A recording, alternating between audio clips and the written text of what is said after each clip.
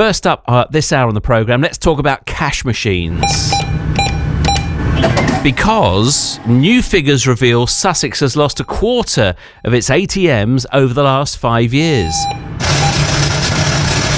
Analysis of data from Link, which is the network of ATMs, reveals we have 365 fewer cash machines in June this year than we did back in 2019. Crawley was the biggest loser, 58 going there.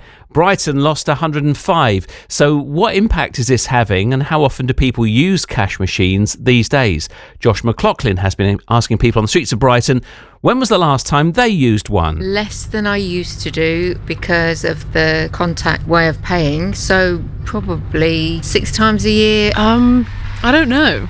When I used to get sunbeds from a place that only took cash, I got them like weeks ago. What would be the reason for you actually using an ATM? If I need to get my hair done and they were cash only or something like that. Yeah, I'll get my nails done. I get quite a lot out each time, so I don't have to go frequently. So you wouldn't be able to remember the last time that you actually used one? Well, I tried to use one yesterday and it said my card was invalid, but I find that hard to believe as I paid for part of a holiday about 4 days before. Yesterday I went to get some cash out and 2 banks that are close by were both closed. I was like, where the hell is the next ATM? Like, I was walking around for another 20 minutes trying to find one. I do know a lot of places are cashless nowadays, so I feel like the need for cash is going away. I think cash is king. We shouldn't get rid of it, but also I think the danger with the ATMs is I think some of them have like an identity theft problem where they can get stuff from the card, so that's my only reservation. What types of people do you think would be affected by ATMs closing the most? People that don't really have the option to open bank accounts, they'll be like the most affected. If you work cash in hand or whatever and it's the only way that you have to make money, then it's over for you really, isn't it? As I'm 65, I think the older generation still like to have a bit of cash in their pocket. Who wants to rely on one form of payment? I don't know how the younger generation feel, but you can't put your eggs all in one basket. So listening to all that is Ron Delnevo from the Payment Choice Alliance. They campaign to keep cash in society. Hello, Ron. Morning. Morning, Danny. What do you make of this decline then in the number of cash machines that are available?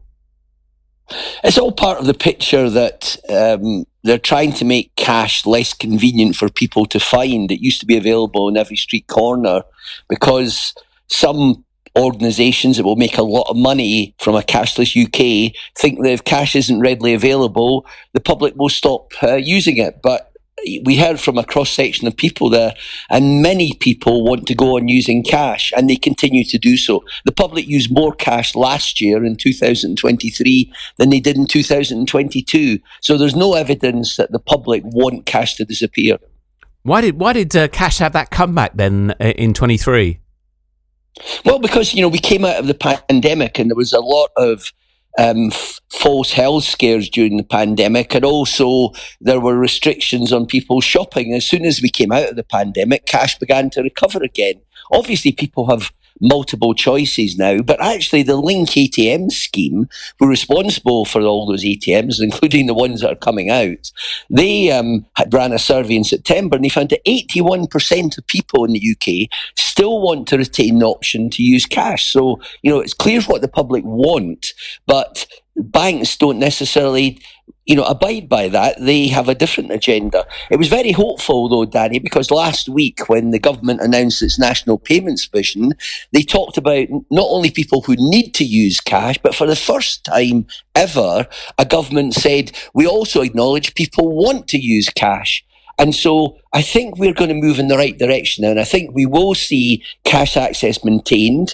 It will get better again. And I also believe that we will get a law meaning that cash will be accepted. So cash isn't going to disappear. Whatever some organisations want, it's going to be around for as long as the British people want it. And the evidence is they want it for a very long time. But also some of this is consumer choice, because a lot of people paying with the app on their phone or their watch or however, doing it digitally or just by tapping their card from the bank. A lot of people are choosing to pay that way. So they're fine with that part of it. We want people to have the choice, but of course you don't have the choice if they close the ATMs down and you have to walk for 20 minutes, like one of your listeners was saying there, one of the people interviewed, to find cash. So essentially, there are groups of people who would be very disadvantaged. 8 million people do not have smartphones. So there's no point telling them they'll go and use apps. They can't use apps because they don't have smartphones. There's people who have got physical disabilities and other disabilities. They cannot use other payment methods.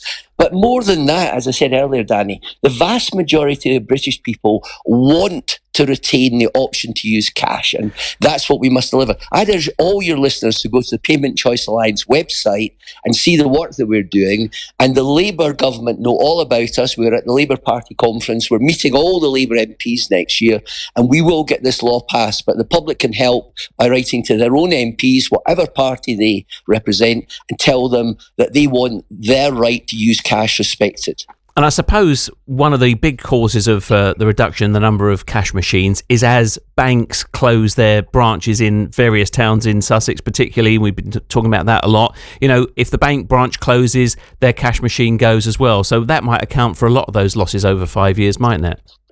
It does, and also, you know, the payment that non-banks receive for delivering cash through ATMs in the UK is the lowest in the world. It's 26p for a cash withdrawal. If you take out £250, the organisation running that ATM only get 26p. Around Europe, it's much higher. In Holland now, it's 80p. So that figure is uneconomic. So you're absolutely right, Danny. When those bank branches close, they take away their ATMs. But other organisations would install ATMs to replace those lost bank ATMs if the payment was economic. But it's not economic, so they cannot afford to install ATMs to replace the ones lost through bank branch closures. So that's another issue that must be dealt with. Why is that payment so much higher in France, in Holland, all around Europe and indeed the world? Here it's a very, very low payment, and that makes running ATMs uneconomic.